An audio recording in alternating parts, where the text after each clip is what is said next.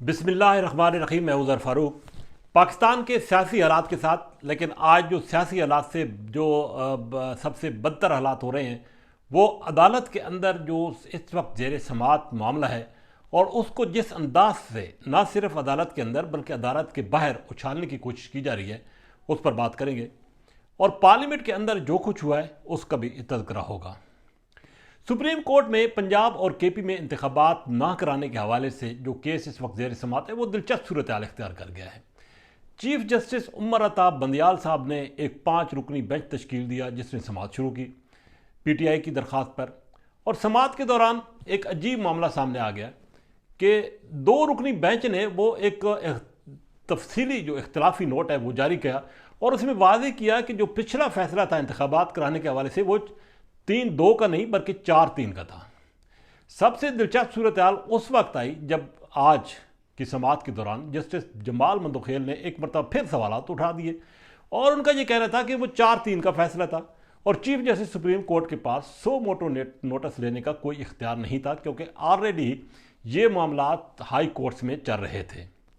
اگرچہ اس کو عدالت کا اندرونی معاملہ قرار دے کر سلجھانے کی کوشش تو کی گئی لیکن صورتحال انتہائی گمبھیر ہوئی کیونکہ عدالت کے باہر جو آوازیں آ رہی ہیں وہ اب یہ ہیں کہ عدالت کے اندر جو ہے معاملات وہ خراب ہو گئے ہیں اور عدلیہ آپس میں ججز جو ہیں وہ ان کے حالات جو ہے وہ ٹھیک نہیں رہے.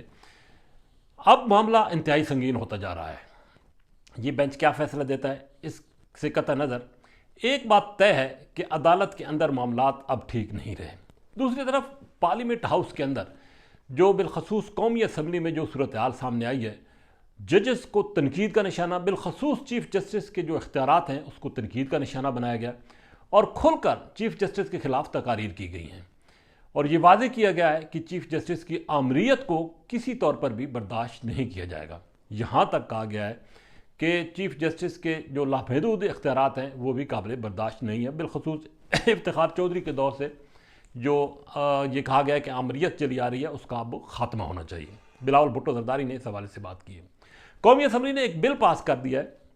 وہ بل یہ ہے کہ اب چیف جسٹس کے پاس سو موٹو نوٹس لینے کا اختیار نہیں ہوگا بلکہ ان کے ساتھ 2 اور سینئر ترین ججز ہوں گے اور یہ کمیٹی فیصلہ کرے گی. یہاں تک کہ بھی جو بھی کیس سپریم کورٹ میں آئے گا اس کی سماعت کے لیے جو بینچ تشکیل دیا جائے گا وہ پہلے چیف جسٹس تشکیل دیتے تھے، اس پر بھی خاصے اعتراضات اور تحفظات تھے اور کچھ لوگوں کا یہ بھی کہنا تھا کہ جب بینچ تشکیل پاتا تھا تو اسی وقت پتہ چل جاتا تھا کہ یہ فیصلہ کیا ہوگا. بہرحال وہ چیف جسٹس کا اختیار تھا، چیف جسٹس جس کو مرضی بینچ میں شامل کریں جس کو مرضی نہ کریں. لیکن اب یہ قانون پاس ہوا ہے کہ 3 رکنی جو کمیٹی ہوگی ججز کمیٹی وہ بینچ بھی تشکیل دیں گے، تو چیف جسٹس کے اختیارات کو کم کیا گیا ہے. پارلیمنٹ ہاؤس کے اندر مختلف تقاریر ہوئیں اور عدلیہ کو کڑی تنقید کا نشانہ بنایا گیا اور یہ واضح کیا گیا کہ پارلیمنٹ اپنے اندرونی معاملات میں کسی کو دخل اندازی کرنے کی اجازت نہیں دے گی. بہرحال دلچسپ کیس جو ہے وہ سپریم کورٹ میں زیر سماعت ہے. سپریم کورٹ کیا فیصلہ کرتی ہے اس حوالے سے بھی کچھ نہیں کہا جا سکتا. مختلف دلائل جو ہے وہ سامنے آ رہے ہیں لیکن ججز جو 3 ججز ہیں جس میں جسٹس چیف جسٹس ہیں، ساتھ ساتھ جسٹس اعجاز احسن ہیں اور جسٹس منیب اختر، وہ واضح ریمارکس دے رہے ہیں کہ فوری طور پر الیکشن ہونے چاہیے. الیکشن کمیشن جواب دہ ہے اور الیکشن کمیشن نے یہ انتخابات کیوں ملتوی کیے ہیں، تاریخ آگے کیوں دی. اس حوالے سے ان 3 ججز کا جو ہے وہ واضح طور پر موقف سامنے آ رہا ہے. پارلیمنٹ ہاؤس کے اندر بھی جو آراء سامنے آئی ہیں وہاں پہ یہ کہا گیا ہے کہ سپریم کورٹ میں بہت سارے ججز ہیں اور منشا کے جو ہوتے ہیں بینچز ان کی تشکیل نہیں ہونی چاہیے. اس حوالے سے انگلیاں جو ماضی میں بھی اٹھتی رہی ہیں اور بالخصوص یہ جو کیسز اس وقت زیر سماعت ہیں ان پر بھی آوازیں اٹھنا شروع ہو گئی ہیں. جیسا کہ پہلے میں نے کہا ہے کہ یہ چیف جسٹس کا اختیار ہے. بہرحال اعتراضات جو ہیں وہ کھل کر سامنے اب سپریم کورٹ کے ججز کے حوالے سے آئے ہیں. ایک بات طے ہے کہ سپریم کورٹ جو بھی فیصلہ کرے انتخابات نہیں ہونے والے. 8 اکتوبر سے پہلے کسی صورت، میں پہلے بھی کہہ چکا ہوں کہ انتخابات نہیں ہوں گے. سپریم کورٹ کیا فیصلہ کرتی ہے یہ اب ڈیپینڈ کرے گا لیکن سپریم کورٹ کا یہ آرڈر کسی صورت نہیں مانا جائے گا. نہ تو سیکیورٹی کے لیے فوج دستیاب ہوگی، نہ دیگر عملہ جو الیکشن کمیشن کو دستیاب ہوگا اور نہ ہی فنڈ جو ہے وہ الیکشن کمیشن کو دیے جائے گی. یہ معاملات بالکل طے ہیں کہ اب یہ جو لڑائی ہے وہ شدت اختیار کر گئی ہے اور یہ لڑائی شدت اختیار کر گئی ہے پارلیمنٹ اور عدلیہ کے درمیان. اور اب یہ فیصلہ کن جو ہے وہ نظر آ رہا ہے کہ جنگ جو ہے وہ شروع ہو رہی ہے۔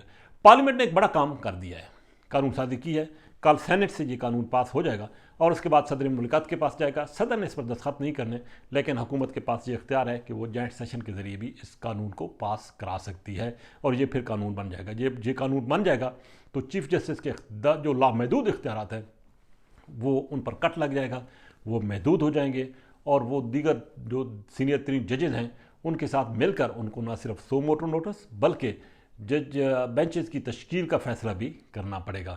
تو اب معاملہ انتہائی گمبھیر ہوتا چلا جا رہا ہے۔ جیسا کہ پہلے میں نے کہا ہے کہ انتخابات نہیں ہو رہے۔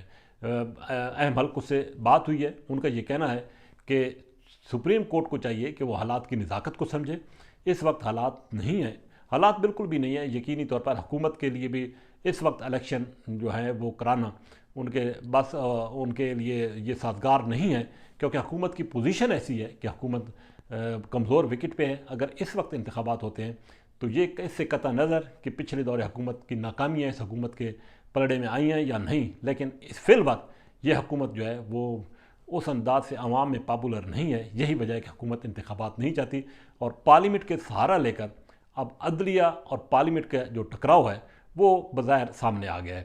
اس میں عدلیہ کے حوالے سے بھی کچھ جو نکات اور انگلیاں جو اٹھائی گئی ہیں اس پر بھی خاص سے بات ہوئی ہے پارلیمنٹ کے اندر، لیکن جیسا کہ پہلے میں نے کہا کہ انتخابات ہونے نہیں جا رہے۔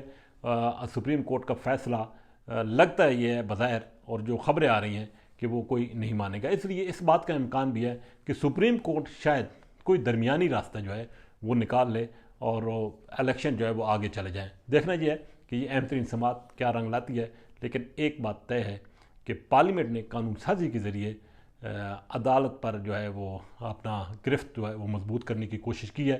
دیکھنا اب بعد کے یہ حالات ہیں، اس وقت دیکھنا ہوگا کہ عدالت اس قانون سازی کے ساتھ کا کیا حشر کرتی ہے۔ اسی کے ساتھ اجازت، اللہ حافظ۔